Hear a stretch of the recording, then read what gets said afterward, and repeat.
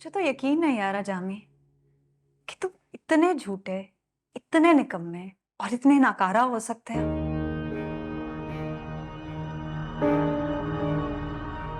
अस्मा, तुम भी उस औरत की बात पे यकीन कर रही मैं हो? उस औरत की बात पर कैसे यकीन ना करूं? जो जो किस्से तुम मुझे सुनाते रहते थे ऐसा तो कुछ है ही नहीं। कहाँ है तुम्हारा बिजनेस जामी? तुम्हारे बच्चे जॉब्स कर रहे हैं, तुम्हारी बीवी जॉब कर करके घर चला रही है, और तुम जो अमेरिका में मुझे अपनी सक्सेस और बिजनेस की स्टोरी सुनाते रहते थे, कहाँ है वो सब? चलो आओ, लेकर चलो मुझे भी पता लगे ना कि कहाँ है तुम्हारा बिजनेस और कहाँ है तुम्हारी कंपनी।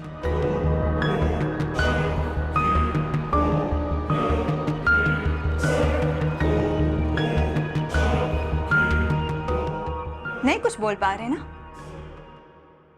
तुम्हें पता है, उस औरत ने मुझे कहा कि मैं अपने शौहर के साथ बेवफाई कर रही हूँ, और मुझे एहसास हुआ कि वो बिल्कुल ठीक कह रही है। उस औरत की जुर्रत कि तुम्हें गाली दे। गाली नहीं है ये जामी।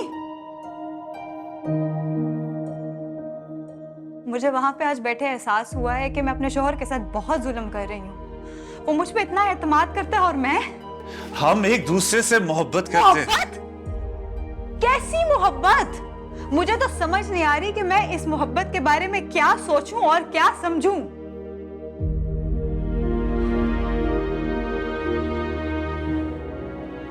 गो back to your wife Jami.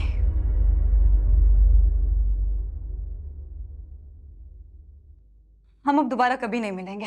अस्मा नहीं, अस्मा नहीं, नहीं, नहीं, तुम मुझे इस तरह नहीं छोड़ सकती। जामी, मैंने तुम्हें पहले भी बताया था कि मैं अपनी जिंदगी में बहुत खुश हूं। हाँ, मैं तुम्हें मिस जरूर करती हूँ, मगर मेरे शौहर ने मुझे बहुत खुश रखा हुआ है, और मुझे लगा था कि तुमने भी ऐसे ही कामयाबी के साथ अपने बीवी बच्चों को खुश रखा होगा, मगर एक्सट्रीमली डिसअपॉइंटेड। अस्मा, मेरी बात सुन। छोड़ो मुझे।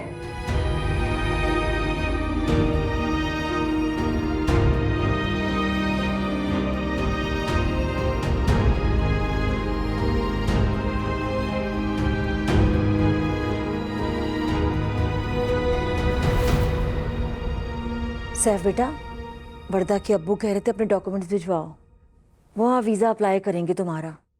इंशाल्लाह 2-4 महीने में हो जाएगा कुछ ना कुछ। आंटी 2-4 महीने में तो यहाँ पर भी कुछ ना कुछ हो ही जाएगा। एक तो तुम्हारे अंदर जिद बहुत बड़ी है, किसी की बात नहीं मानते, हर चीज में अपनी मनमानी करते हो। हालांकि यही बात तुम वर्दा को कहते हो इमेच्योर है, बात नहीं सुनती। इमेच्योर तुम हो, शादीशुदा हो, बच्चा होने वाला है, घर की 100 जिम्मेदारियां हैं, और यहाँ तुम्हारे नखरे नहीं खत्म हो रहे के बाहर वीजा अप्लाई नहीं करना है। आंटी मैं बेरोजगार भी हूँ, जॉब नहीं है, फिर भी वर्दा को मैंने किसी चीज की कमी नहीं होने दी है। जॉब का होना या ना होना वो मेरा मसला है। वर्दा के पास है ही क्या जो कमी आती? गाड़ी तक तो है नहीं। पता तुम्हें कितनी शर्म आती है मुझे जब तुम बाइक पर आते हो। हमारे मोहल्ले में किसी के पास बाइक नहीं। उस वक्त तुम्हें कितना समझाया, कहा कि गाड़ी ले लो, लेकिन तुमने मना कर दिया।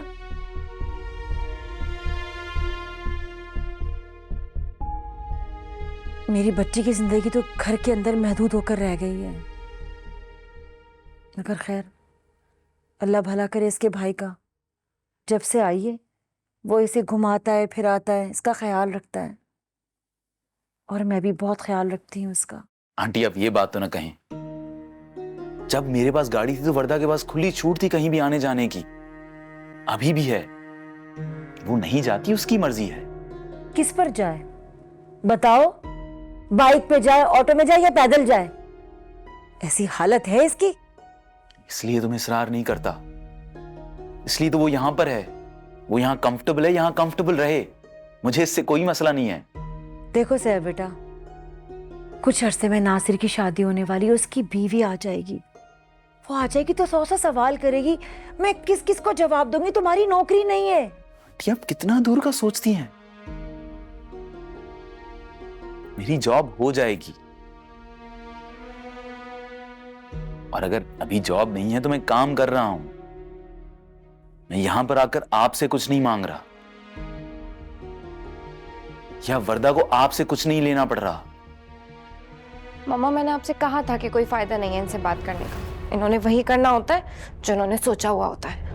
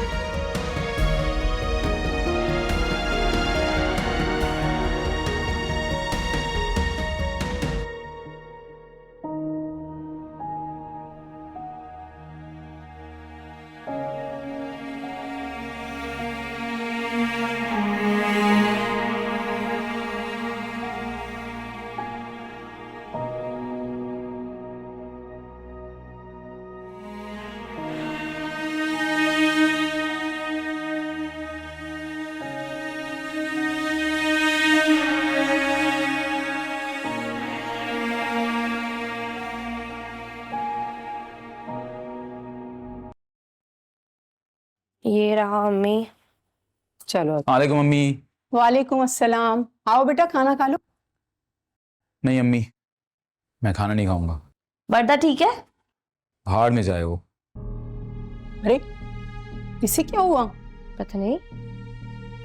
जाके पूछ के आती हूँ, कहीं झगड़ा वगैरह करके तो नहीं आया। क्या हुआ बेटा, सब खैरियत है? खैरियत है। खैरियत है तो परेशान क्यों? झगड़ा हुआ है वर्दा से? अम्मी, झगड़े के अलावा वरदा के साथ मेरा होता क्या है? उसके घर वालों के अजीब अजीब मुतालबात, शिकों की एक लिस्ट जो कभी खत्म नहीं होती। मेरी बीवी को मुझसे ज्यादा अपने घर वालों की परवाह है। तो जॉब भी चली गई, तो जो बची कुछ इज्जत थी वो भी खत्म हो गई उनकी नजरों में। अरे तो हो जाएगी जॉब। अल्लाह ताला बहुत बड़ा राज़िक है, वो तुम्हें रिस्क जरूर देगा। और अब तो देखो ना, तुम्हारी जिंदगी में एक नए मेहमान की आमद है, तुम उसकी कफील हो। अम्मी, मेरी बीवी मेरी बिल्कुल भी इज्जत नहीं करती। मेरी किसी भी कंट्रीब्यूशन की कोई मामूली सी भी कदर नहीं है उसकी आंखों में। मैं कुछ भी कर लूं उसके लिए काफी नहीं है।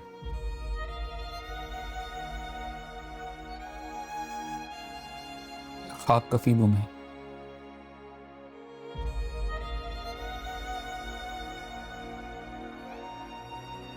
देखो बेटा, हिम्मत मत हारो।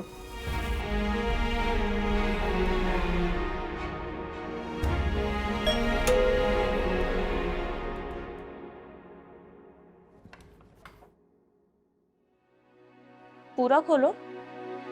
तनीम, अस्सलाम वालेकुम। आप ये सामान अंदर रख दो। ये क्या है? अरे उस पुराने कर्टन्स और बेडशीट्स थे, वैसे भी वेस्ट ही जाने थे तो मैंने कहा यहाँ ले आती हूँ।